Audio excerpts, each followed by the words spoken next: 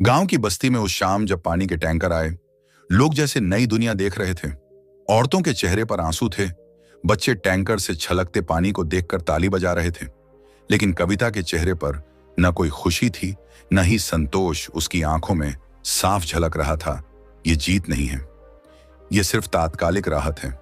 असली जीत तब होगी जब मेरे गांव में हर घर में नल से पानी बहेगा, जब हमारी बस्ती को बराबरी से देखा जाएगा, जब हमारे बच्चों को प्यास से मरना नहीं पड़ेगा। टैंकर वाली घटना के बाद गांव में हलचल थी। हर घर में लोग कविता की चर्चा कर रहे थे। अरे, ये वही लड़की है जिसने ट्रेन रोकी थी। इतनी हिम्मत है इस छोटी सी बच्ची में, जितनी बड़े बड़ों में नहीं। अब तो सरकार को मानना ही पड़ेगा। लेकिन कविता ने अपने साथियों को समझाया, भाइयों बहनों, टैंकर कोई स्थायी समाधान नहीं। आज आया, कल नहीं आएगा। हमें सिस्टम से पूछना होगा कि हमारी बस्ती को सरकारी योजना से क्यों बाहर रखा गया। हमें अपने अधिकार की लड़ाई लड़नी होगी। कविता ने अपने गांव के मास्टर जी से मदद ली और पहली बार आरटीआई सूचना का अधिकार डाला। उसने पूछा, हमारे गांव का नाम जल जीवन मिशन योजना में क्यों नहीं है? पिछले 5 साल में इस जिले के लिए कितने करोड़ रुपए आए, कहां खर्च हुए, किन गांवों में पाइपलाइन बिछी? गांव वाले हैरान थे। अरे, ये लड़की अब किताबों की भाषा बोल रही है। दरअसल कविता रात रात भर बाबा साहेब की किताबें पढ़ती थी।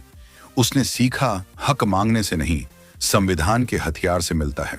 धीरे धीरे आसपास के गांव भी जुड़ने लगे। औरतों की टोली बनने लगी। किसी गांव से 5 औरतें, कहीं से 10 नौजवान, कहीं से बच्चे। मीटिंग की, आज पानी की लड़ाई है, कल शिक्षा की होगी, फिर रोजगार की। अगर हम साथ रहेंगे तो कोई ताकत हमें दबा नहीं सकती। सोशल मीडिया पर एक पत्रकार ने वीडियो डाला, जाक वाटर फॉर ऑल। ये हैशटैग ट्रेंड करने लगा। लोग लिखने लगे, भील बस्ती की बेटी, जल क्रांति की नेता। आरटीआई के जवाब ने सबको हिला दिया। पता चला सरकार ने इस गांव के नाम से फंड लिया था, लेकिन फाइलों में गांव का नाम बदलकर किसी और क्षेत्र में पैसा खर्च दिखा दिया गया। यानी भ्रष्टाचार और जातिगत भेदभाव दोनों का खेल था। कविता सीधी कलेक्टर के दफ्तर पहुंची। भीड़ उसके साथ थी। कलेक्टर गुस्से में बोला, ये सब राजनीति मत करो, तुम्हें पता है कि केस दर्ज हो सकता है? कविता ने सीधे उसकी आंखों में देखा।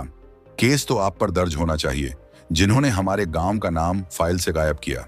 आप संविधान की शपथ लेकर आए हैं, लेकिन हमें हमारे अधिकार से वंचित कर रहे हैं। गैर कानूनी हम नहीं, आप हैं। भीड़ तालियों से गूंज उठी। जय भीम, जय संविधान। कलेक्टर और अफसर दबाव में आ गए। मीडिया फिर सक्रिय हुआ। एक दलित लड़की ने भ्रष्टाचार का पर्दाफाश किया। राजधानी तक खबर पहुंची। सरकार ने आदेश दिया, तुरंत इस गांव में पाइपलाइन का काम शुरू किया जाए। महीनों बाद गांव में खुदाई शुरू हुई। मशीनें आईं, पाइप बिछाए गए। बस्ती की औरतें रोज काम देखने आती। बच्चे मिट्टी में खेलते हुए नल लगाने वालों को घेर लेते। और फिर वो दिन आया। पहली बार बस्ती में नल से पानी बहा। औरतों ने नल खोला, पानी हाथों पर लिया और रो पड़ी।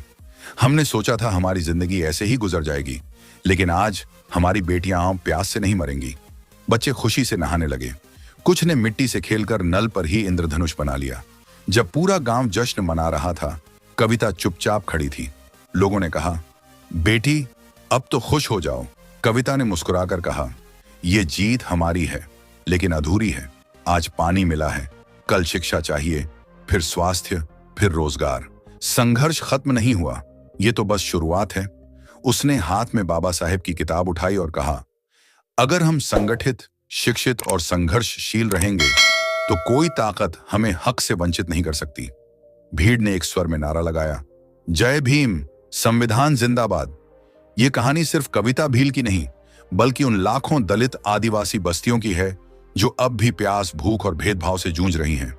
अगर आप चाहते हैं कि हर घर में पानी पहुंचे, अगर आप चाहते हैं कि हर बच्चे को शिक्षा मिले, अगर आप चाहते हैं कि संविधान की ताकत हर गली तक पहुंचे, तो कविता की तरह आवाज उठाइए। क्योंकि खामोशी से कभी बदलाव नहीं आता, बदलाव संघर्ष से आता है।